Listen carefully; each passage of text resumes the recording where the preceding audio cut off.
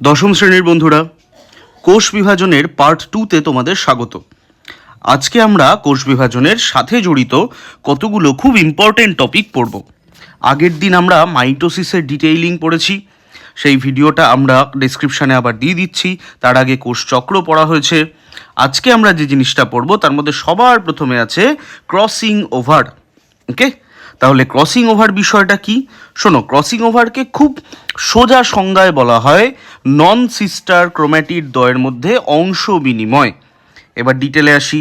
শোনো, গল্পটা হলো, দেখো, কোষ বিভাজন যখন শুরু হচ্ছে তারও আগে সেই সময় নিউক্লিয়াসের মধ্যে নিউক্লিয় জালিকায় এক জোড়া করে ক্রোমোজোম থাকে। আমরা সেই জোড়াদের আমরা সমসংস্থ ক্রোমোজোম বলবো, তাই না? ক্রোমোজোমের জোড়াদের তো সমসংস্থ ক্রোমোজোম বলা হয়। তাহলে কোষ চক্র চলাকালীন এই সমসংস্থ ক্রোমোজোমের যে জোড়াগুলো, ধরো আমরা এরকম এক জোড়া নিলাম ক্যাপিটাল এ আর স্মল এ, এই জোড়াগুলো মনে করে দেখো কোষচক্রের এস দশায় এই জোড়াটা ডাবল হয়ে যায় না? অর্থাৎ কি না, ক্যাপিটাল এটা দুটো হয়ে যাবে, স্মল এ দুটো হয়ে যাবে। কেন দুটো হয়ে যাবে? তার কারণ তারপর আস্তে আস্তে যখন প্রোফেজ হয়ে মেটাফেজ হয়ে অ্যানাফেজে যাবে তখন গল্পটা কি দাঁড়াবে? তখন ক্যাপিটাল এ স্মল এ একদিকে চলে যাবে, ক্যাপিটাল এ স্মল এ অন্য আরেকটা কোষে চলে আসবে। এইভাবে পুরো জিনিসটা ঘটে, তাই না? তাই জন্য আমরা এই জিনিসটাকে কি বলি? আমরা এগুলোকে নন সিস্টার ক্রোম্যাটিড দ্বয়ে চলে যাওয়া বলি। এবার এই যে চলে যাচ্ছে অ্যানাফেজের সময়, তার ঠিক পূর্বে আরেকটা খুব ইম্পর্টেন্ট ঘটনা অনেক সময় ঘটতে পারে। কি ঘটে সেটা হচ্ছে, দেখো, তাহলে কোষ বিভাজনের একদম শুরুর দিকে এই নন সিস্টার ক্রোম্যাটিডগুলোকে আমাদের এইখানটায় একটাকে নিয়ে আসতে হবে আর এইখানটায় আরেকটাকে নিয়ে আসতে হবে, যাতে ক্যাপিটাল এ স্মল এ একদিকে আর ক্যাপিটাল এ স্মল এ আরেক দিকে চলে যায়। এই নিয়ে আসতে গিয়ে অনেক সময় পেঁচিয়ে যায়।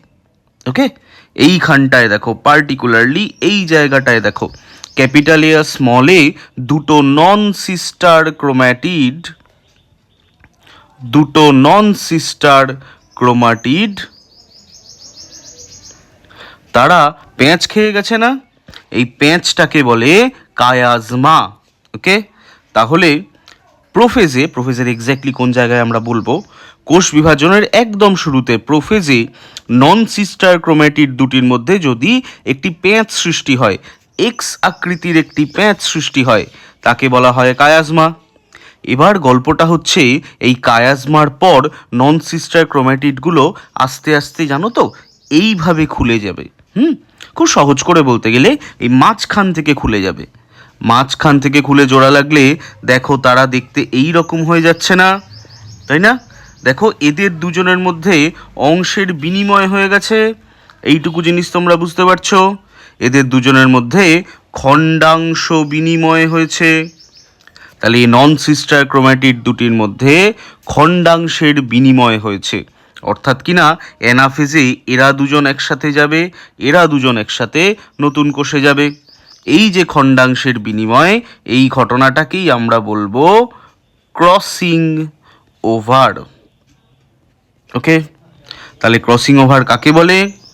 নন সিস্টার ক্রোম্যাটিড দ্বয়ের মধ্যে খণ্ডাংশের বিনিময়। এবার এই খণ্ডাংশ বিনিময় সবচেয়ে স্পষ্ট, সবচেয়ে ভালো করে বোঝা যাবে মিওসিস কোষ বিভাজনে। এবার তার আগে আমরা চলে আসি যে এই খণ্ডাংশ বিভাজন এবং বিনিময় যদি ঘটে, প্রবলেমটা কোথায় হবে?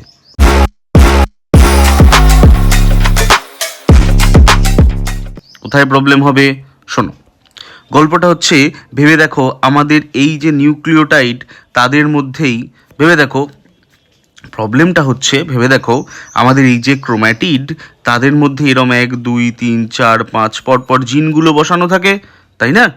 ধরো এখানে 1 2 3 4 5 জিন রয়েছে, এখানে জিনগুলোর নাম রয়েছে সাপোজ PQRST। যেই অংশ বিনিময় হবে তখন দেখো 1 2 3 4 5 PQRST এরম হয়ে গেছে। তাহলে এইখানটা কি রইল? 1 2 RST, এখানে PQ 3 4 5। বুঝলে?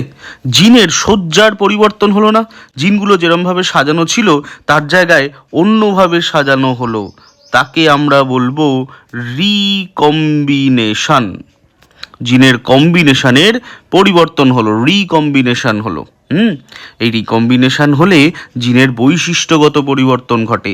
আলটিমেটলি তাহলে নতুন যে জীবটা, মানুষটা তৈরি হচ্ছে, তার বৈশিষ্ট্যের পরিবর্তন ঘটবে, সে অন্য একটা বৈশিষ্ট্য নিয়ে জন্মাবে।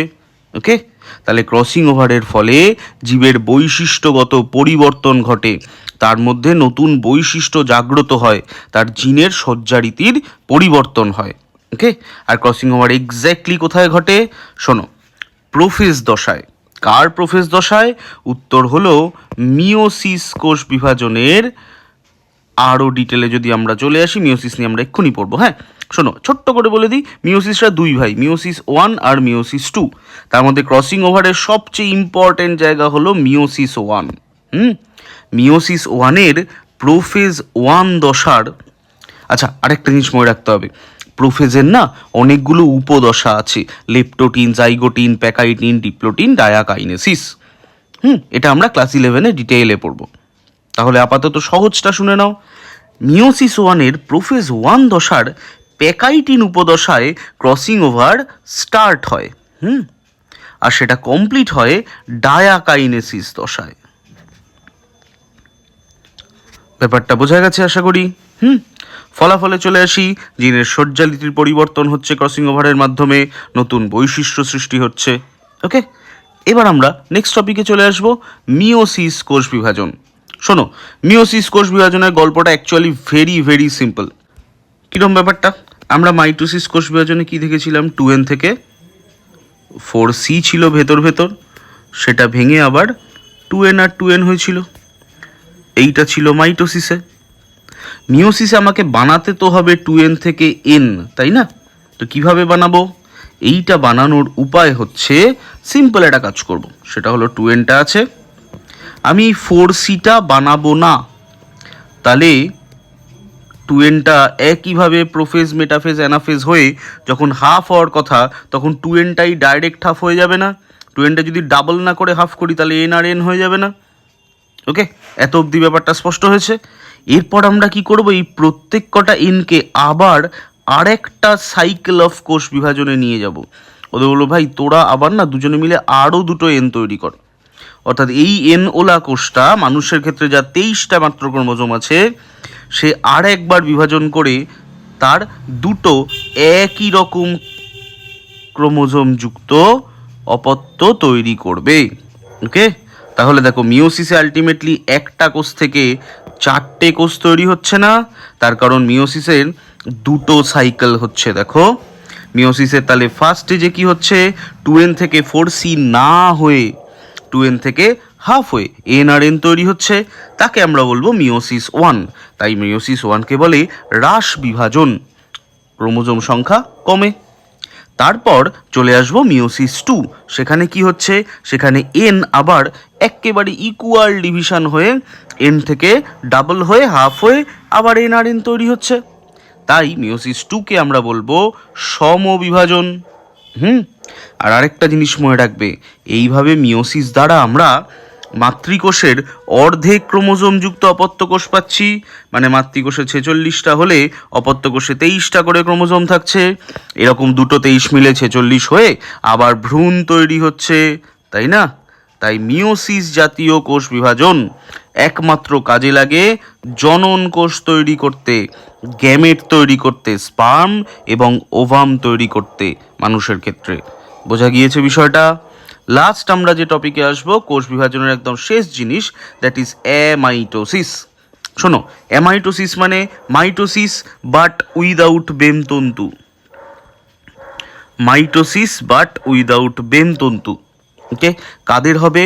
হবে হচ্ছে গিয়ে প্রোক্যারিওটদের, যাদের নিউক্লিয়াস ঠিকমতো গঠিত হয়নি, নিউক্লিয় জালিকার পরিমাণটা খুব কম, অত্যন্ত সরল, এতটাই সরল যে নিউক্লিয় জালিকাকে ক্রোমোজোমে সাজানোর প্রয়োজন পড়ছে না।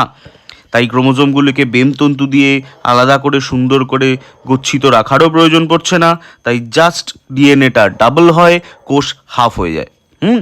ছোট্ট একটু ডিএনএ ছিল, সেই ডিএনএটা ডাবল হয়ে গেছে, এখানে একটা এখানে একটা, আর কোষটা মাঝামাঝি ভাগ হয়ে গেছে, ব্যাস দুটো কোষ তৈরি হয়ে গেল।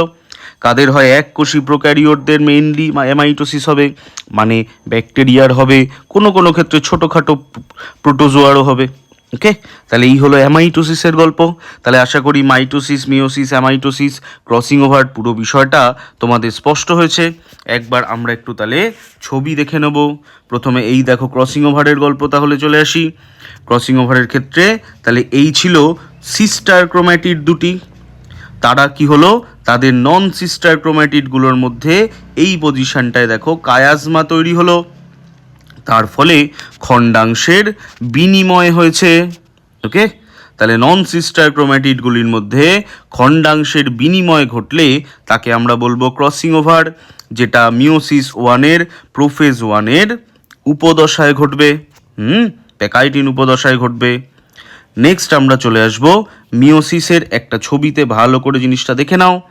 দেখো মিওসিস ওয়ানে তাহলে কি হচ্ছে, আস্তে আস্তে নিউক্লিওজালিকা খুলে ক্রোমোজোম তৈরি হয়ে বেমতন্তু দিয়ে সাজিয়ে জাস্ট ক্রোমোজোমগুলো পরপর পরপর দুভাগে ভাগ হয়ে চলে যাচ্ছে, বাট কোনো 4Cর গল্প এখানে নেই।